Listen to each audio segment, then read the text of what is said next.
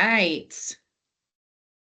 Today on this podcast, Amy and I are just going to talk about the NAR settlement, and we are going to get very real and we're going to talk about what we're hearing from our clients, what we're saying to our clients, and just be really transparent about everything we're seeing.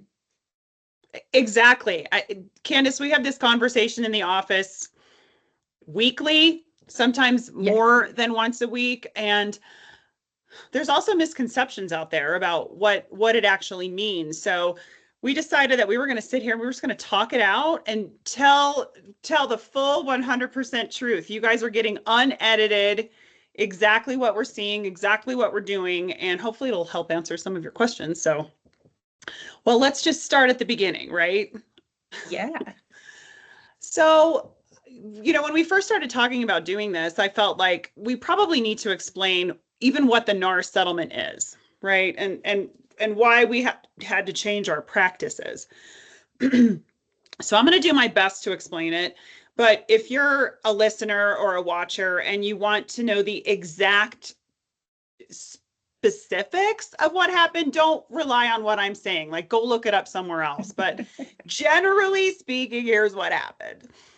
We had a couple class action lawsuits in the industry, and they were antitrust lawsuits against local realtor associations, and they brought in the National Association of Realtors. And these lawsuits alleged price fixing, antitrust price fixing, in the way that realtor compensation was paid, the way that we do business.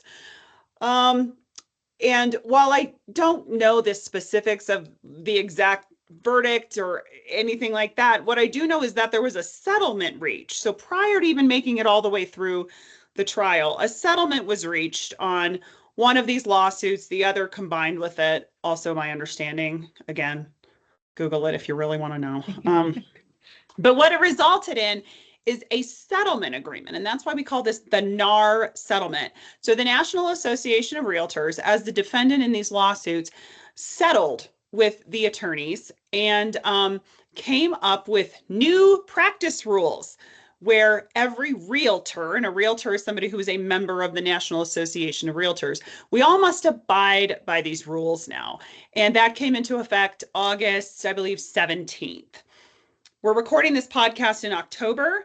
So we've had, 2 months of dealing with these practice rules. So we're going to tell you what it actually means and what's actually happening in the last 2 months with these practice rules.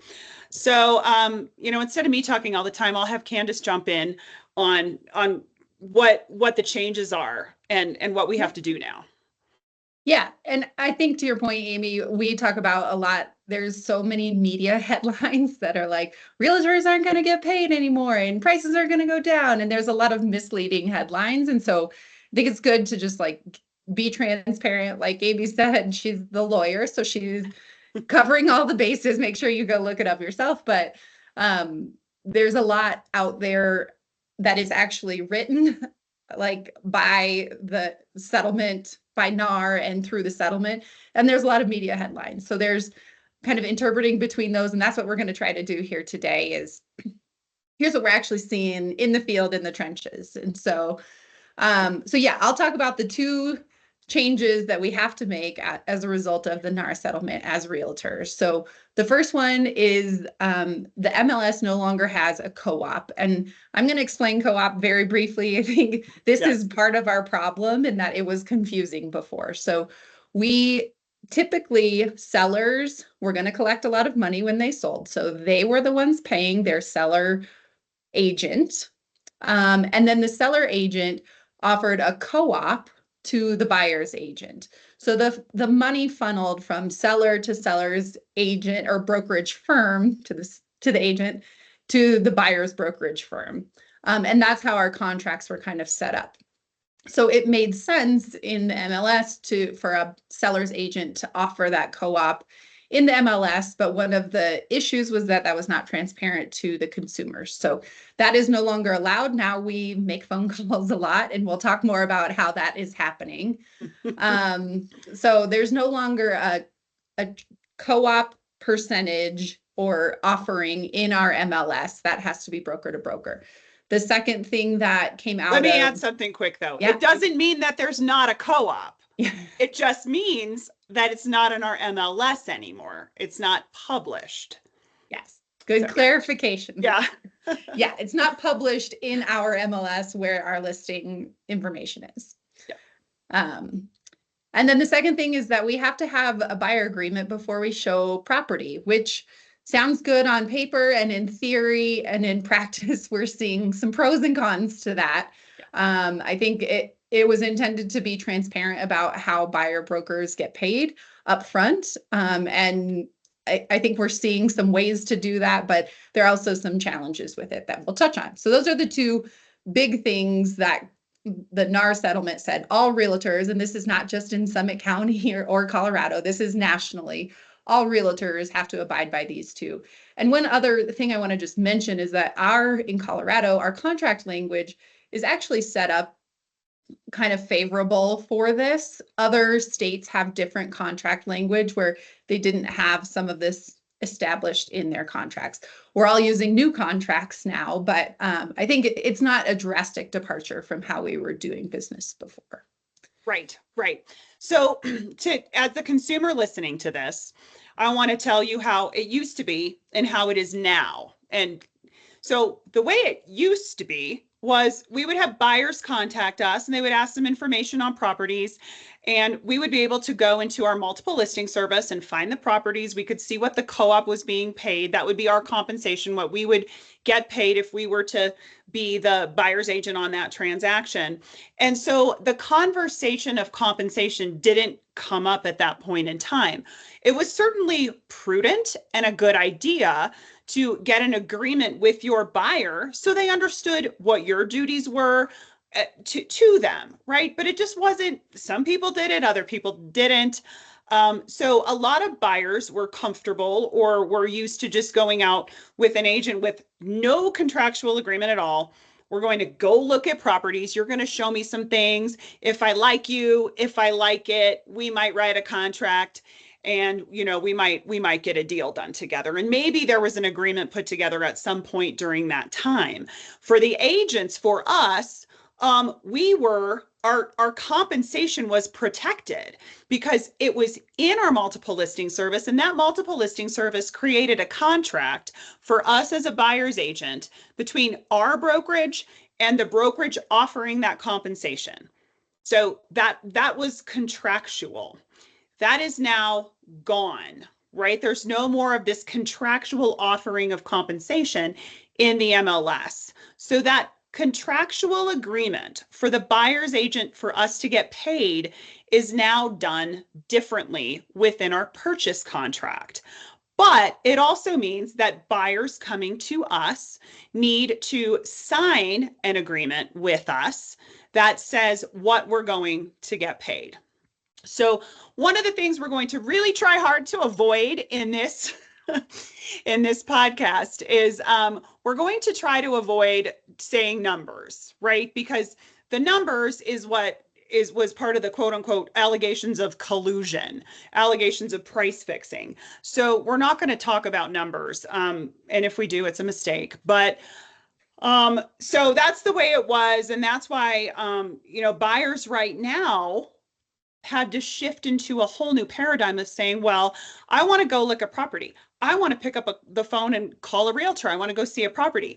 Well, now they're faced with, before I can go into a door with you, before I can walk into a property with you, you got to sign an agreement with me.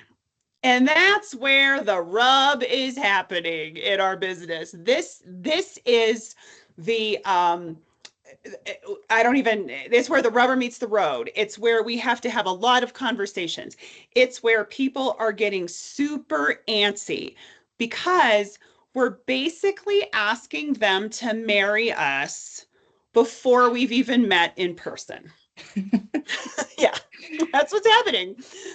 Yeah. Yeah, Candice, I mean, what do you want to add on to that? Yeah, I think in general in life, like it's really scary to sign contracts, especially as part of a real estate transaction. And it's a lot to take in. And we try to walk our clients through all of the pieces, especially the payment piece. But yeah, we get an email from someone who wants to see a property. We try to get on the phone with them, but they just want to see a property. And we're saying, nope, you got to sign an agreement that says you only love us. And it's really hard when you have, it's a blind date and then you're asking for marriage. And so I think we have seen clients, and we have ways to work around it, but we've seen clients say, no, I don't want to sign this agreement. And then we're kind of in this pickle of, well, how do we accomplish this? And so we've come up with a couple different ways. Yeah, yeah, and we are lovable, right? I mean, you will learn to love us, we believe, but it's that moment of literally signing a contract, and that contract also, to be incredibly clear, that contract says that we are getting paid a certain percentage, that the seller might pay us, but if the seller doesn't pay us, the buyer has to pay us. So not only are they signing a contract that says they can work only with us because it's an exclusive contract, they're signing a contract that says, well, if the seller doesn't pay, I have to pay. And you know what? We don't know if the seller's going to pay because it's no longer published. We don't know. So I think that this was intended. These practice rules were created and negotiated by people who don't do this every day, clearly, right? And didn't know what it would be like to be in the trenches, as we say. We've said that twice already, but feet on the ground, meeting with the people and trying to make these practice changes work. So I hope you understand, and I hope this is helpful, where you can see where it comes together and where the conflict or the uneasiness is happening, and what we're trying to do. So if we go back a couple steps, just in how do you even find a real estate professional, right? So we mostly get found on the internet or through word of mouth. So I've been doing this for a long time. I have a lot of people that come to me. So I have these warm introductions. People already trust me. They said, Amy's done a great job. So meet with her. And then we also have a lot of information out on the internet, our website, realtor.com, Yelp, Zillow, all those places. So people are looking in having a little bit of a sense of who we are before they come to us. But we as real estate professionals have to prove our value of why somebody should even work with us and why they should sign an agreement that says they're going to pay us if the seller doesn't, before we do a single thing, before we take them into a house, before we can start to talk to them about the neighborhood, before they can see our knowledge. So that for real estate professionals, especially buyer's agents, is probably going to start to create somewhat of a dichotomy where if you don't have a lot of exposure, if you don't have a lot of backing from previous clients, you don't have a reputation, you've got to work a lot harder to get somebody to sign the marriage contract before you meet. Yeah, usually we just wow them with our sparkling personalities, and then they're like, of course I'll sign. But in the absence of being able to do that, we have to work harder, bring reputation. And really a lot of real estate is like that personal connection. It's a relationship business, and we like to show our value, but that value proposition is really hard to do over a Zoom meeting before you even meet in person. Yeah, and before you see us in action, before you see what we do and what we know and the value we provide. So I think we've beat this horse dead on so I think what I really want the buyers to know out there is we get it. We get your feelings of hesitation, of fear, when we're sending this document over and when we're asking for it. And here's what we're doing. We've come up with some solutions to help people feel more at ease.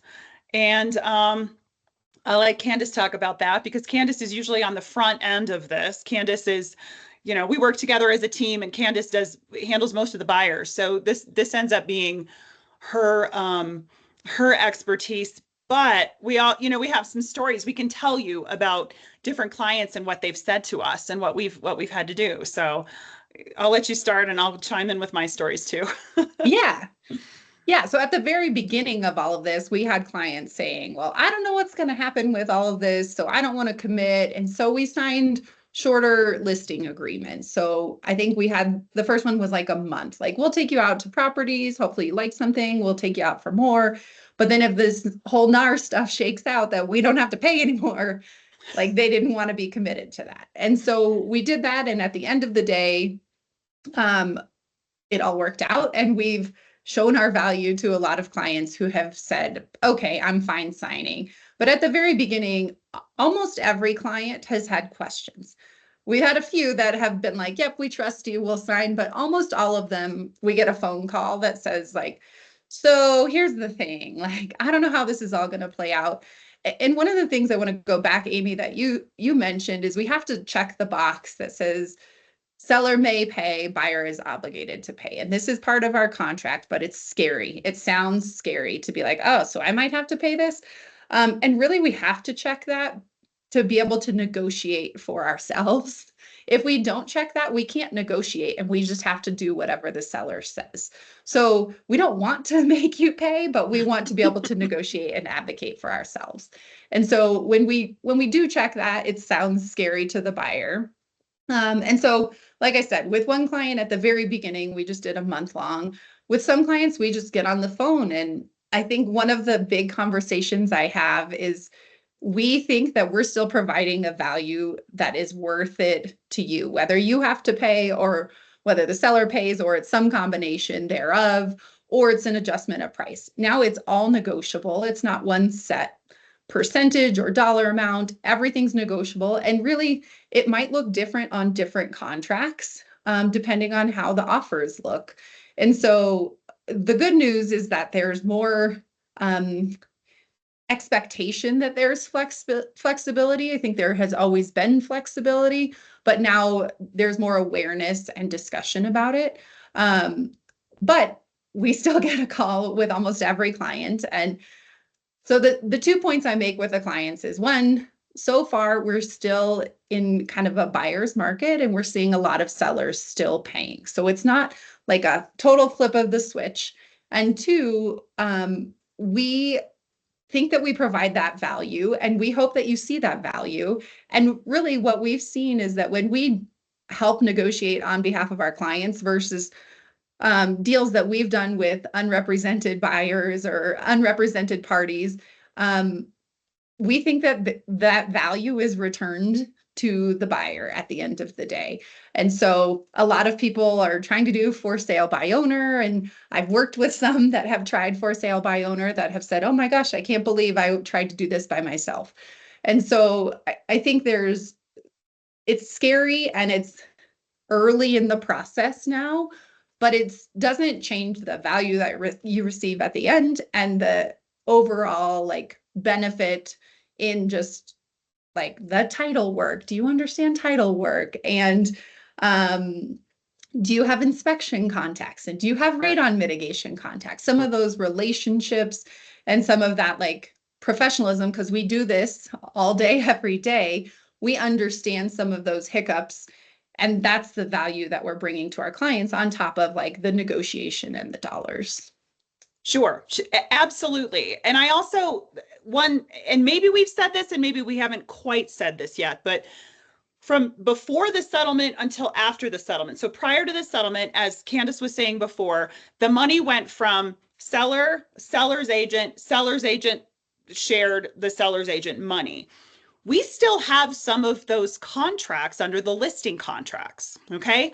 So there are still many of the properties on the market right now where the seller has specified, I will pay my broker this, and part of that is going to the buyer's agent, right? So I have some of those in my listings right now where we're still offering that co-op.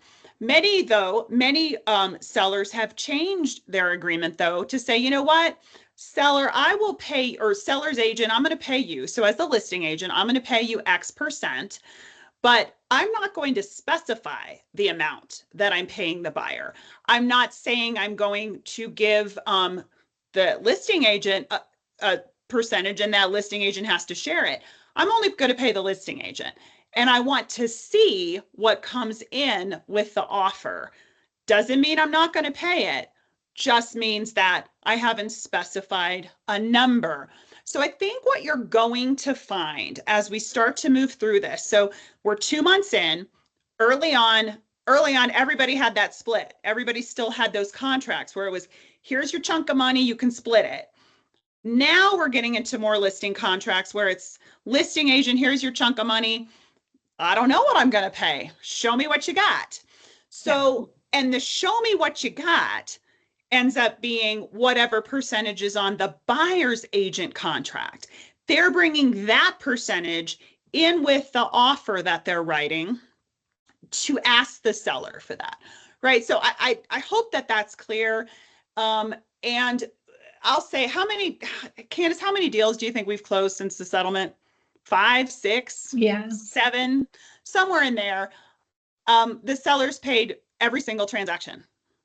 Yeah. We haven't had any buyer have to pay. So have to pay our fees. Now, I was at a wedding a couple weeks ago and a cousin of mine was like, so are you getting paid anymore? So that's one of the narratives out there, that we just aren't getting paid. But we are, but that's how the flow is happening right now. So those buyer contracts that you're going to sign gives us, the buyer's agent, the permission and the ability to be a third-party beneficiary and ask for the seller to pay that. So I think we've clarified that.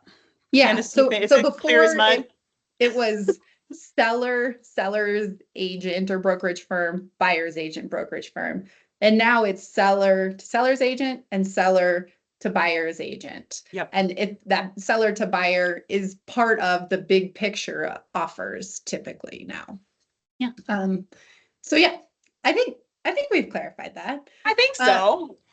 One thing I want to just add is that, like, this is confusing, and it's been confusing. I think it's like the goal of all of this is to make it more transparent, and part of our job is to make those contracts understandable to the public and more transparent. But we are just not really a trusted industry as a whole.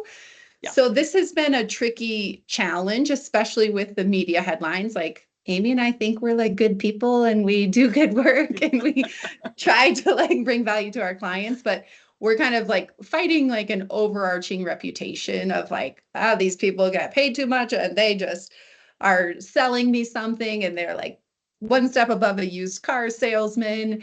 And so it's hard to build that trust until you get to know people and work with people and see that value. Mm-hmm. Yeah. Yeah, we've talked about this too, and I think you touched on it. One of the other things that are happening, and this is for all you DIY buyers, the do-it-yourselfers, is people who are saying, well, I can save the money, like I don't have to pay an agent if I go directly to the listing agent.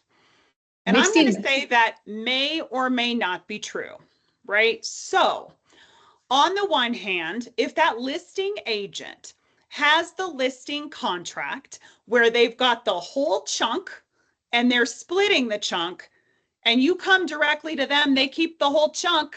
Pretty much that's how it works.